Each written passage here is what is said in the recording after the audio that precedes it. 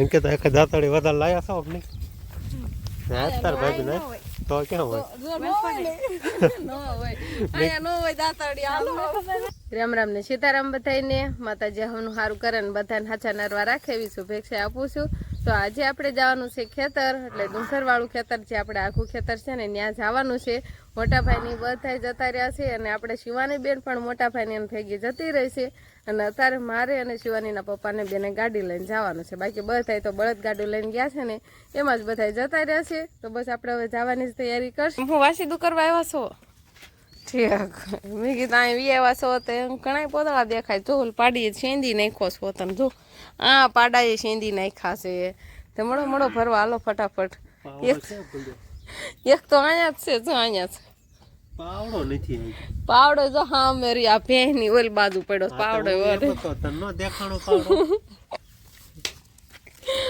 હું ફાચી બનાવે છે. હાલો તો જવાનું હોય તો ખેતર જાવી ને પોતા બધા નાખી દઉં પેલા.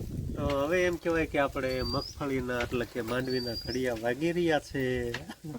ત્યારે બહાર કાઢવી, હાથ કાઢવી, કાલ કાઢવી એવું બધું હાલે છે. સરસા એવી જ હાલત. બોલો રોજ માંડવીના છોડવા આમ છે ને ગમે ખેતર જાય ને લાવે જોવે અને પછી દાણા ફોલે.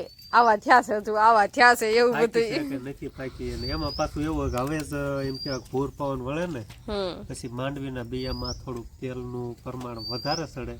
એટલે એમ કે છે 2-5 દી રહે તો સારું, થોડુંક તેલ વજનમાં થાય એમ ને, એટલે વજનમાં થાય એમ. બીજો કઈ વાંધો નહીં. આપણે 2-5 દી ઉતાવળ કરીને કાઢી નાખ્યું વજન ન આવે એવું, એટલે બહુ ફેર પડે એવું કે છે. એટલે કીધું થોડાક દી હમણાં કઈ વાંધો નથી ને તો 4-5 દી જવા દઈએ પછી ઉપાડીએ. તો આપણે હે ને વાડીએ જવાનું છે ને એ પેલા કીધું વાહિદું કરતા જાય ને તો બાને એટલું થોડુંક ઓછું કામ થાય. બાકી તો આખું ઘર વાડીએ અહીંયા પડે અહીંયા. હા એટલે પણ બીક બહુ આવે. હેપી દિવાળી. આમાં આપણે ફટાકડા ફોડતા ખબર છે? કોઈના ઘરે ગોબર ન હોય તો અહીંથી લઈ જાયજો, પછી એમાં ફટાકડો મૂકીને પછી ફોડવાનો, એટલે આમ જાદુ થાય. હા એટલે બધાને બગાડે. સરસ. હાલો આખા તર્યો આમ. તો આપણે ખેતર જવાનું છે પણ આમાં થોડો ઘણો નાસ્તો બા મોકલાવે છે એ લઈ જાવી નહીં બા. છોકરા બધા ગયા છે. હા મોટા ખાહે ને છોકરા ખાહે. હા અને બા સલાખાનું કામ પાછું ચાલુ કર્યું. શું ખબર હવે જાવી ત્યારે ખબર પડે. શિવાની બેન ખેતર ગયા છે ને ખેતર હોઈ ગયા હતા કે શું કરતા હતા એમાં ખેતર જાવી પછી જ ખબર પડશે. અને શિવાનીના પપ્પાએ તો ગાડી તૈયાર કરવાળી છે નહીં, બસ ચાલુ હતું થઈ ગઈ ગાડી. મારે આવવાનું છે. હા શિવાની પપ્પા ગાડી ચાલુ કરીને એટલે મોડું કરવું એટલે એમ કે તારે આવવાનું છે કે નહીં, એમ નહીં. ખારું હાલો ગાડી ચાલુ થઈ ગઈ છે. હવે આપણે ફટાફટ ગાડીમાં બેસી જઈએ અને ખેતર જઈએ. તો આપણું ખેતર આવી ગયું છે અને આપણે મને મોટર ચાલુ હોય એવું નહીં પણ કાંક ગાજે છે. જો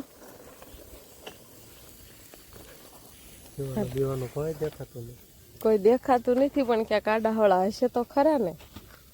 હાલો ખોલો ડેલો આપણો, જાળી ખોલો. હાલો ખેતર તો આવી ગયું આપણું. શિવાની ની કોઈ નથી. મોટા ભાઈ ને ખોયામાં કોણ હોતું હોય શી ખબર, વિહાન હોય શિવાની હોય જાય પછી ખબર પડે. દેખાણી કે દેખાણી દેખાતી તો નથી પણ અહીંયા આમ તો પાછી ક્યાંથી ફોન કરે.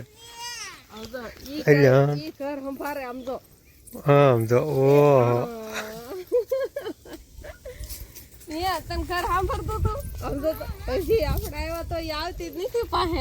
શિવાની ને આવું જ જતું હોય લહર ગાડી ખાવાનું. ઘડીક ઉભા આવે સડવા દે માથે સડતા સારું આવડે. આમ તો કેવું બાવડું ચાલ્યું એટલે સડી ગઈ. ખોઈમાં હું ન હોય એને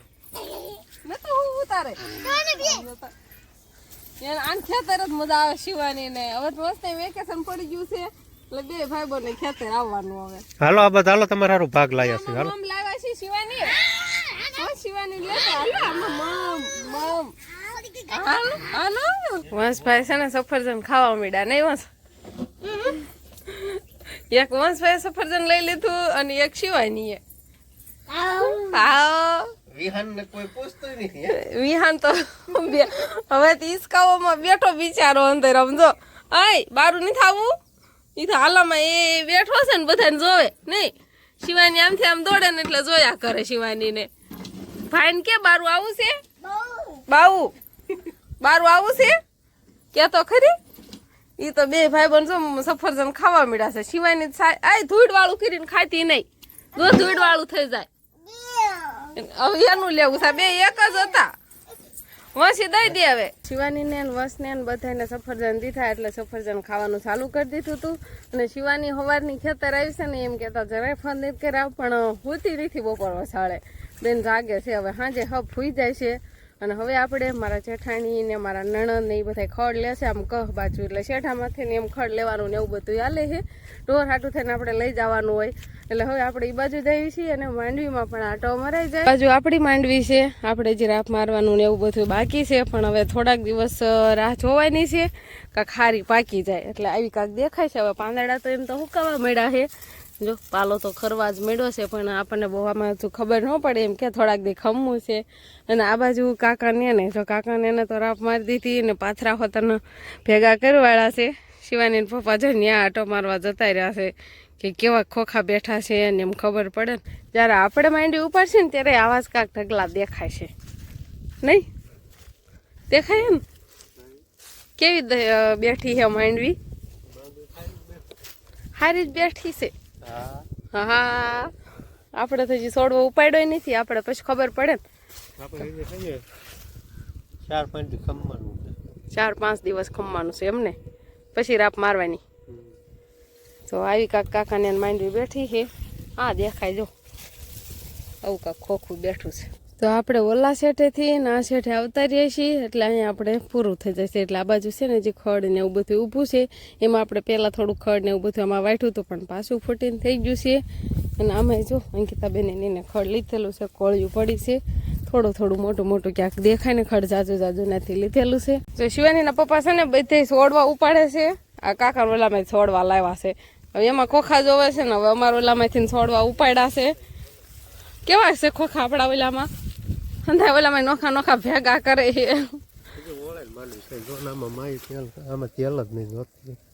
ઓલું કેવા કલરનું ખોખું થઈ જાય હા એવું થઈ જાય આ છે ને આપણા છોડવા છે અને આ છોડવા છે ને કાકાના ઓલાના છે એટલે બેથી કોઈ નોખા છોડવા લાવે છે ખાઈ જાવ ને તમે પણ લાવ 10 રૂપિયાની ફાકી બગડે ને એટલે આમ જો નહીં ખાતા હજી છે ને કેવા માંડવીના ઓળો થાય ને એવા દાણા છે આ ખોખામાં કેવા આમાં ડાઘ પડવા મળે કે નહીં આમાં પાકલ ખોખું દેખાડો એટલે ખબર પડે જો આ બાજુ કાકા ને એને હજી લીલી હાવ સમકાય છે હા જો એવું થાય ને કાળું ખોખું ત્યારે એમ થાય કે બધી માંડવી પાકી ગઈ એવું હોય લાવ દાણા ભેગા કરું મારા હજી વાર છે કાશી છે આ અંકિતાબેન ની કઈ કેર નહીં કે માંડવી આપણે હજુ કાશી છે એમ મેં કીધું ઉપાડે એવી થઈ ગઈ છે હજી ઓળો થાય એવી છે એટલે આપણે ઓળો કરવા લેવાની છે આ બધા સેમ્પલ ભેગા કર્યા છે નોખા અંકિતા એક દાતડી વધારે લાયા છો આપને તાર ભાઈ ને તો ક્યાં હોય નો હોય અહીંયા નો હોય દાતડી આલો ખબર નથી વાવના તો લેતા આવે છે એમ તો દાતડી લેતા આવે ને ખડ લેવરાવે પણ પેર નહીં દાતડે છે ને એટલે ખર્ચો લેવાની કે એટલે માંડવી લઈ લો તો અત્યારે ઢોરમાલ હાટું આપણે નીંદ લઈ જવાની છે ને એટલે ઈ વાટવાનું કામ શરૂ થઈ ગયું છે આપણે હારવાનું છે જો મારે તો હારવાનું જ હોય મારે ભારા હારવાનું જ ભાગમાં આવે અંકિતા બેન ને વસના મમ્મી મારે જેઠાણી બે વાટશે ખડનો ભારો આવી ગયો છે અને હવે હારવાનું નથી હવે તો ગાડું જ સીધું ના લઈ જવાનું છે એટલે હવે આમાં ગાડું હાલું જાય તો કાંઈ વાંધો ન આવે અને ગારો ને એવું બધું હોય ને તો કેવરાવે પણ આમ કોરું ને એવું છે એટલે કે હારવાનું નહીં એટલે સીધું ગાડું ના જવા દઈશું ને એના જેટલું વઠાય ને એટલું સીધું ગાડામાં જ ભરી વાળવાનું પણ આપણે એક ભારો લઈને તો આવતા રહ્યા હતા આ એક ભારો ના કાક જો હમણાં વાટેલા છે તો શિવાની બેન આપણે ગાડીએ બેસી જશે અને શિવાની ને ઘરે જઈને પેલા હું ગરમ પાણી કરી નવરાવી પડશે આમ જો આ મસર કવડી જાય હું આમ જો હાથી ને બધી આમ જો ઓહો જો એટલે કવડી જ જાય ને હાલો ગાડીએ બેસી જશે ને આપણે શિવાની બેનની થેલી પણ લઈ લીધી છે ને હવે હાલતું થઈ જવાનું છે ઘરે નહીં અને નીર હારવાય નથી પણ હવે ગાડું લઈ જાય ને મોટા ફાઈ એટલે નીર નહીં હારવી પડે એટલે ગાડીને બેસીને આપણે ઘરે જતા રહેવી. શિવાની તું હવારની વહી ગઈ હતી વાડીએ હતા રહી જતા ને બા હાથ કરે જો એ કે મારી શિવાનો દીકો આયો એમ કે છે. શિવાની બેન સીતાફળ ખાય જો શેન ખુલી ગઈ એટલે કે જોતો ને બા તો હજી સલાખાનું જ કામ કરે છે ને બાએ બકાલામાં બટેકા ને ટમેટા ને એવું બધું લઈ રાખ્યું લાગે છે ને બા. અમે પણ બકાલું લેતા આવ્યા જો જબલામાં આપણે રીંગણા અને શું કહેવાય આને વાલોળ કહેવાય આ શું કહેવાય વાલોળ ન કહેવાય એવું બધું બકાલું લાવ્યા છીએ. હાલો તો હવે શિવાની બેનને તો આજ આપણે છે ને અત્યારે ગરમ પાણી કરી અને સરસ મજાની હવે તો પેલા નવરાઈ દેવી છે અને બાકી પછી આપણે વાળું પાણીનું તૈયાર કરવું છે. તો બસ હવે આજનો દિવસ કાંક આપણે આવો રહ્યો તો આ સાથે જ હવે આજનો વ્લોગ આપણે અહીંયા પૂરો કરશું. તો વિડીયો તમને કેવો લાગ્યો કમેન્ટમાં જરૂર કહેજો અને જો પસંદ જ આવ્યો હોય તો લાઈક કરજો, શેર કરજો અને ચેનલમાં નવા હોય તો ચેનલને સબસ્ક્રાઈબ કરી લેજો. તો ફરી પાછા મળશું આપણે નવા વ્લોગમાં. તો બાય બાય.